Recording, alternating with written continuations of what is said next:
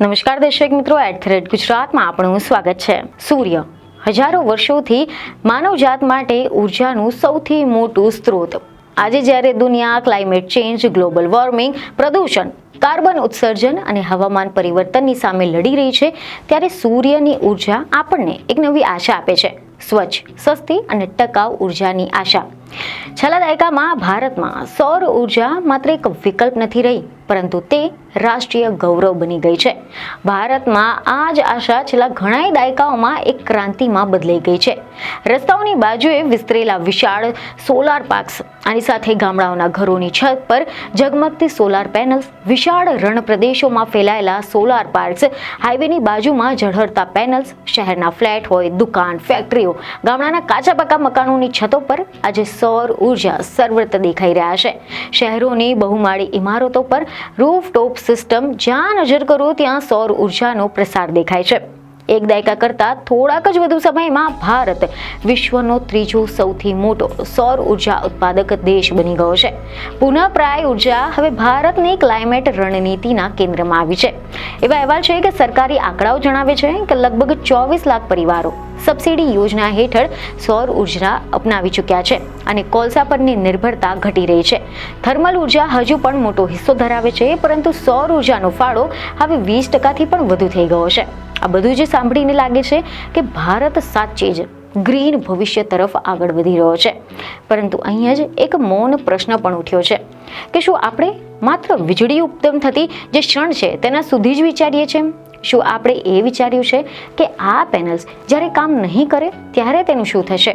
શું આ પરિવર્તન ખરેખર એટલું સ્વચ્છ છે જેટલું આપણે માની રહ્યા છે?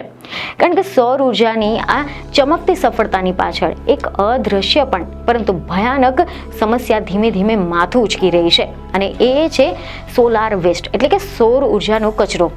આ સૌર ક્રાંતિની પાછળ એક એવી સમસ્યા ધીમે ધીમે વિકસી રહી છે કે જે આવનાર વર્ષોમાં ભારત માટે ભયંકર સંકટ બની શકે છે. કારણ કે સોલાર પેનલ્સ જ્યારે કામ કરે છે ત્યારે તો તે પ્રદૂષણ નથી ફેલાવતી. સોલાર પેનલ્સ જ્યારે કાર્યરત હોય છે ત્યારે કોઈ પણ જાતનો ધુમાડો નથી થતો, કોઈ અવાજ નથી થતો, કોઈ પણ કાર્બન ઉત્સર્જન નથી થતું. પણ આ સ્વચ્છતા માત્ર ઉપયોગ સુધી જ સીમિત છે, અને જ્યારે તેની આવરદા પૂરી થાય ત્યારે પ્રશ્ન ઊભો થાય છે કે હવે તેનું શું થશે? સામાન્ય રીતે સોલાર પેનલની આવરદા લગભગ 25 વર્ષની હોય છે, અને પછી તે વીજળી નથી આપતી, કાર્યક્ષમ નથી રહેતી અને તેને હટાવવી પડે છે. તે પછી નકામી બની જાય છે અને હટાવી દેવામાં આવે છે. આ પેનલ્સની અંદર રહેલી સામગ્રી પર જો આપણે નજર કરીએ ને તો એક અલગ જ ચિત્ર સામે આવે છે. સોલાર પેનલ્સ કાચ, એલ્યુમિનિયમ, પોલિમર્સ, ચાંદી અને સિલિકોનથી બનેલી હોય છે. આમાંથી ઘણું બધું રિસાયકલ થઈ શકે છે, પણ આની સાથે સાથે તેમાં સીસુ અને કેડમિયમ જેવા ઝેરી ધાતુઓ પણ હોય છે. અને જો આ પેનલ્સનું યોગ્ય રીતે નિકાલ ન કરવામાં આવે તો આ ઝેરી તત્વો જમીન અને ભૂગર્ભ જળમાં મિશ્રિત થઈ શકે છે, જેના કારણે ખેતી, પાણી અને માનવ સ્વાસ્થ્ય માટે ગંભીર જોખમ બની શકે છે. અન્ય શબ્દોમાં કહીએ તો આજે જે સૌર ઉર્જા સ્વચ્છ લાગી રહી છે તે કદાચ આવતીકાલે પર્યાવરણ માટે ઝેર બની શકે છે. જો કે ભારતમાં હાલ તો સૌર કચરાનો કોઈ સત્તાવાર રાષ્ટ્રીય ડેટાબેઝ નથી, પરંતુ સ્વતંત્ર અભ્યાસો અને સંશોધનો ચિંતાજનક ચિત્ર દોરી રહ્યા છે. એક અંદાજ મુજબ 2023 સુધીમાં ભારતમાં લગભગ 1 લાખ ટન જેટલો સૌર કચરો ઉત્પન્ન થયો હતો, અને 2023 સુધીમાં આ આંકડો 6 લાખ ટન સુધી પહોંચવાની શક્યતા છે. પરંતુ સૌથી મોટી ચેતવણીભર્યો આંકડો council on energy, environment and water દ્વારા આપવામાં આવ્યો છે. એવા અહેવાલ છે કે આ સંસ્થાના અભ્યાસ મુજબ 2047 સુધીમાં ભારતમાં લગભગ 11 મિલિયન ટન સોલાર વેસ્ટ ઉત્પન્ન થઈ શકે છે. આ કચરાનું સંચાલન કરવા માટે આગામી 2 દાયકામાં લગભગ 300 સમર્પિત રિસાયકલિંગ સુવિધાઓ અને અંદાજે $478 જેટલા મિલિયન જેટલું રોકાણ જરૂરી બનવાનું છે. ઉર્જા ક્ષેત્રના નિષ્ણાંતોનું કહેવું છે કે 2010ના દાયકામાં સ્થાપિત કરાયેલા મોટાભાગના સોલાર પાર્ક્સ એના જે આવતા જે દાયકા છે તેમાં તેમની આવરદા પૂરી કરશે. અને વિચાર કરો, આજે જે સોલાર પાર્ક્સ વિકાસનું પ્રતીક બન્યું છે તેમાંથી 10 થી 15 વર્ષમાં તે નકામી પેનલ્સના ઢગલા ઊભા થવા લાગશે. કારણ કે ભારતના મોટાભાગના વિશાળ સોલાર પાર્ક્સ 2010ના દાયકાના મધ્ય ભાગ સુધીમાં સ્થાપિત કરવામાં આવ્યા હતા. અહીંયા સૌથી મોટો પ્રશ્ન એ થાય છે કે શું ભારત આટલા મોટા પ્રમાણમાં સોલાર કચરાને સંભાળી શકશે? તેવા અહેવાલ છે કે આ અંગેની હકીકત એ છે કે હાલ તો ભારતમાં સોલાર પેનલ્સ માટે કોઈ સમર્પિત રિસાયકલિંગ ઇન્ફ્રાસ્ટ્રક્ચર છે નથી અને માત્ર થોડાક જ નાના યુનિટ્સ છે જે પણ મર્યાદિત ક્ષમતાથી કામ કરે છે. 2022માં ભારતે સોલાર પેનલ્સને ઈ વેસ્ટ નિયમોના દાયરામાં લાવ્યા અને આના મુજબ આ પેનલ્સના એકત્રીકરણ, સંગ્રહ અને રિસાયકલિંગની જવાબદારી ઉત્પાદકો પર મૂકવામાં આવી છે, પરંતુ અમલીકરણ ખાસ કરીને ઘરો અને નાના રૂફટોપ સિસ્ટમ માટે અસામાન છે.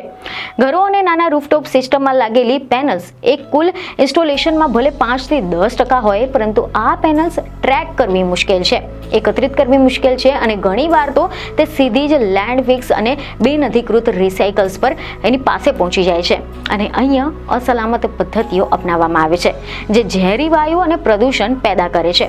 જો કે આ સમસ્યા માત્ર ભારત પૂરતી સીમિત નથી.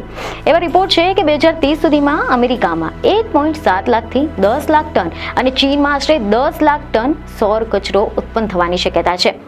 અમેરિકામાં તો રિસાયકલિંગ મુખ્યત્વે રાજ્યના નિયમો અને બજાર પર આધારિત છે, પરંતુ ચીન અને ભારત આ બંનેમાં હજુ પણ સમર્પિત રાષ્ટ્રીય માળખાના અભાવ જોવા મળે છે, કારણ કે ચીન અને ભારત બંને હજુ પણ વિકાસશીલ તબક્કામાં છે અને સમર્પિત રાષ્ટ્રીય નીતિની અછતનો અનુભવ છે. જો કે એવા અહેવાલ છે કે નિષ્ણાંતો કહે છે કે આ સંકટ એ માત્ર જોખમ નથી, પરંતુ એક મોટી તક પણ છે. કાર્યક્ષમ રિસાયકલિંગ દ્વારા 2047 સુધીમાં નવી પેનલ્સ માટે 38% જેટલી સામગ્રી પુનઃ પ્રાપ્ત કરી શકાય છે અને ખનનથી થતું લગભગ 37 મિલિયન ટન કાર્બન ઉત્સર્જન અટકાવી શકાય છે. ભારત પાસે પહેલાથી જ કાચ અને એલ્યુમિનિયમના મજબૂત બજારો છે. સોલાર પેનલ્સમાંથી મળતી ચાંદી, તાંબુ, સિલિકોન નવા ઉદ્યોગો અને રોજગારીને નવી તકો ઊભી કરી શકે છે. પર્યાવરણ નિષ્ણાંતો સ્પષ્ટ શબ્દોમાં ચેતવણી આપે છે કે જો આજે જ ગંભીર આયોજન નહીં કરવામાં આવે તો પછી આજની સ્વચ્છ ઉર્જા એ આવતીકાલના કચરાના પર્વતનું કારણ બની શકે છે. જેથી જરૂર છે મજબૂત અને અમલ યોગ્ય નીતિની, સમર્પિત રિસાયકલિંગ ઇન્ફ્રાસ્ટ્રક્ચરની, ઉદ્યોગોની જવાબદારીની અને સામાન્ય નાગરિકોમાં જાગૃતિની, કારણ કે સૂર્ય આપણને ઉર્જા આપે છે, પણ તેની જવાબદાર ઉપયોગ કરવાની ફરજ આપણી પોતાની છે. નહીંતર ગ્રીન એનર્જીનું સ્વપ્ન એ ગ્રીન વેસ્ટના ભયંકર સંકટમાં બદલાઈ શકે છે. તો આશા છે કે આ માહિતી તમને મહત્વની લાગી હશે, જેથી અમારા વિડીયોને લાઇક અને શેર જરૂરથી કરજો. બીજને ખબર સાથે ફરી મળીશું. ધન્યવાદ.